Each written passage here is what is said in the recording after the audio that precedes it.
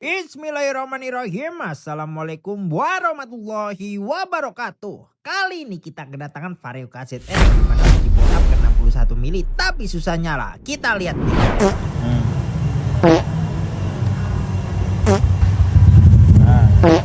Mati. Oke.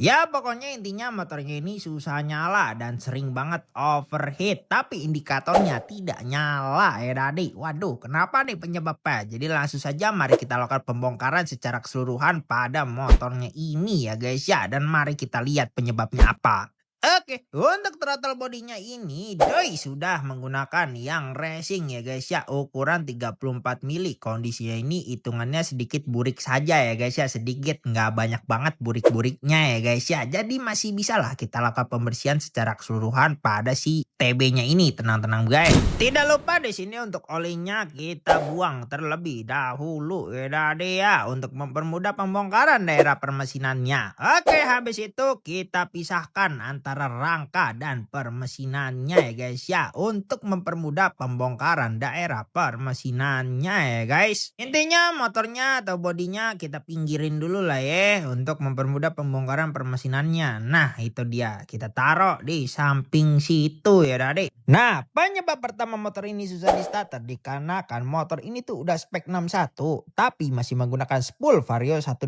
yang dimana si spool ini fungsinya untuk menghasilkan listrik untuk dialirkan ya guys ke seluruh bagian motor yang membutuhkan aliran listrik ya tadi. Nah kalau lu mengupgrade spek motor otomatis dibutuhkan pula penghasil listrik yang memadai. Kalau nggak di-upgrade pisan ya udah sedih pokoknya mah. Nah untuk HT ini bos klepnya aman sentosa untungnya ya guys ya. Tidak ada oblak klep ya guys ya, baik dari sisi in maupun sisi X nya ya guys. By the way HT ini udah menggunakan motowan ukuran 3126 ya guys ya. Alhamdulillah keadaannya ini aman sentosa. Terus kita lihat bagian bawahnya terdapat seal klep yang udah hancur ya guys. Nah menurut mekanik kita ini penyebabnya adalah saat pemasangan terakhirnya. Jadi di bagian retainer ini tidak dilakukan pemapasan, akibatnya retainer nabrak dengan seal klep dan seal klep ini jadi rusak yang bisa menyebabkan motor ngebul ya tadi. Hati-hati makanya retainer dipapas dah kalau borak-borak begini ya guys ya. Jadi jangan mentang-mentang PNP terus lu udah tinggal plek ketiplek aja. Kagak gitu konsepnya guys. Main mesin tetap ada hitung-hitungannya. Bahkan yang udah hitung-hitungan aja tuh masih sering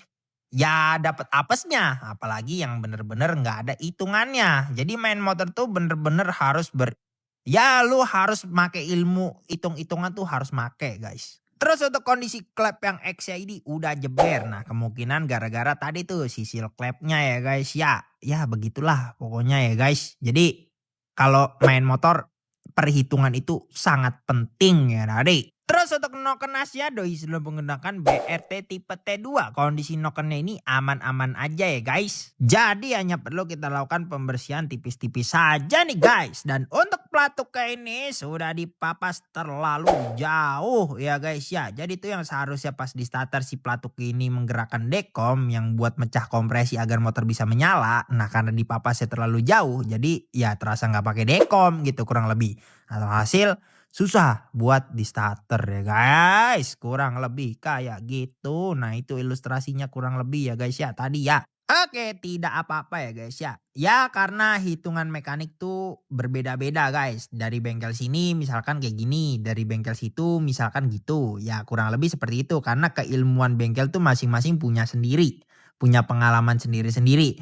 Jadi kita tidak bisa menghakimi satu sama lain ya Dade. Oke? Terus untuk packingnya ini ada bagian yang kurang bagus ya Dade. Bisa jadi karena usia atau saat pemasangan kurang tepat. Ini bisa berakibat air radiator atau oli bisa nyebrang. Lebih parahnya bisa bikin mesin tuh rungkat seadanya. Nah untuk penyebab motor ini gampang panas dikarenakan tanam boringnya itu full iron ya guys ya. Sedangkan almunya itu disisain sedikit ya Dade. Menurut kita ini adalah penyebab dari motornya yang gampang banget panas ya guys ya. Terus untuk pistonnya ini untuk ukuran 61 milimeter terlihat ada yang gompal ya guys ya. Ini dari efek coakannya yang kurang lebar jadi mentok sama si klepnya ini. Nah itu dia gambarannya ya guys ya. Jadi kurang lebar coakannya guys. Oke, santuy saja nanti akan kita lakukan perevisian secara keseluruhan ya Dade. Itu ya nah itu kita liatin ya guys ya. Jadi nanti akan kita lakukan pencocokan lebih lebar. Nah untuk packingnya ini didoublein, mantap jiwa pokoknya mah. Nah pas kita coba cek si stang sehernya ini, ternyata stang sehernya udah oblak kayak Dade.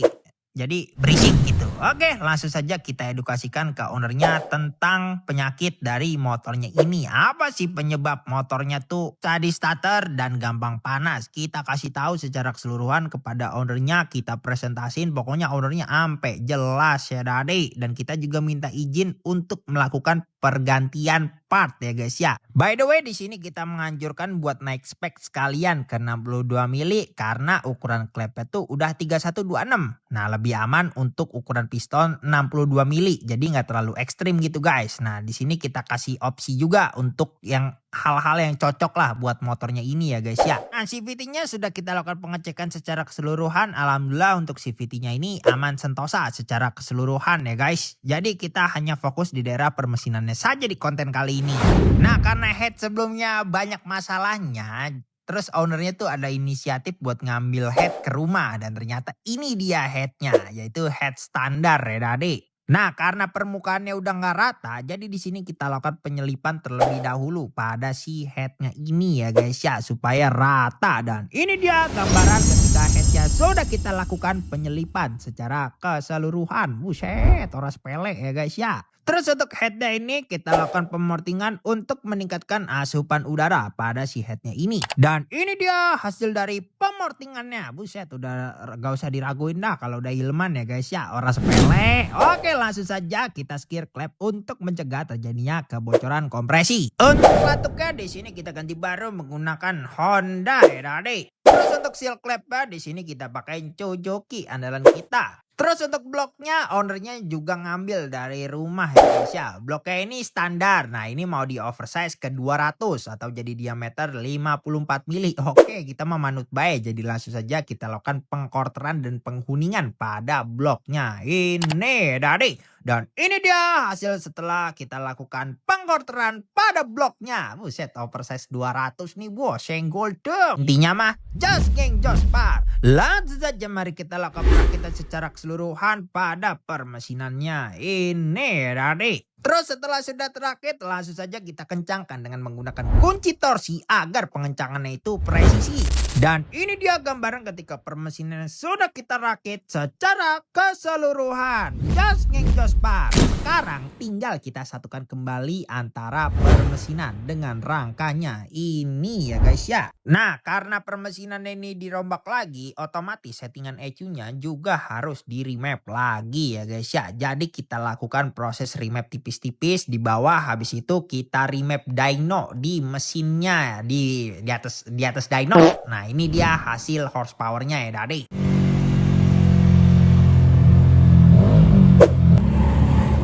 Roller kita ganti guys pakai 9 gram rata ya Mas Pep. Mantap. Langsung saja kita pasang RX7 Racing andalan kita. Paling the best. Belum ada lawan memang.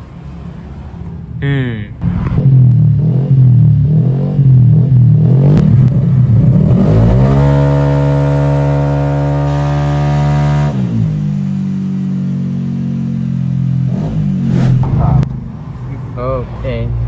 Ini before-nya, ini after ya. Oke. Ini udah di revisi itu di mapping juga. Ini RPM-nya sebelumnya kerja di 7.800, kita naikin jadi 8.500. Karena gue langsung naik, mappingnya juga dirubah. Nah sebelumnya tuh ini nih, habis di mapping naik gini.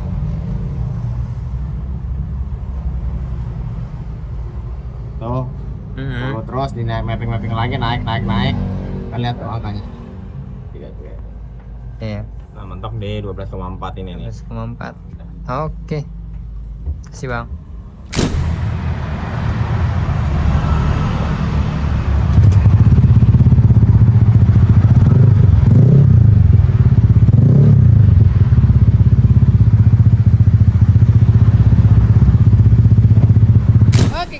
sekarang motornya di starter udah gampang ya guys ya. Dan kemungkinan besar untuk masalah mesin panasnya udah berkurang lah ya guys ya. Nggak kayak yang sebelumnya. Karena yang sebelumnya tuh full besi. Sedangkan kalau ini tuh besinya setengah, aluminiumnya setengah. Kurang lebih bahasanya begitu ya guys ya. Oke, mau dibuat konten apa ke depannya? Komen di bawah ya. Jangan lupa like, komen, dan share. Gas subreknya dan nyalakan loncengnya supaya lu pada tahu pas gue lagi upload video Jos Nginjos Par gue. Nggak lu klik loncengnya, gue gedik lu. Thanks for watching dan salam Jos Nginjos Par. Wassalamualaikum warahmatullahi wabarakatuh.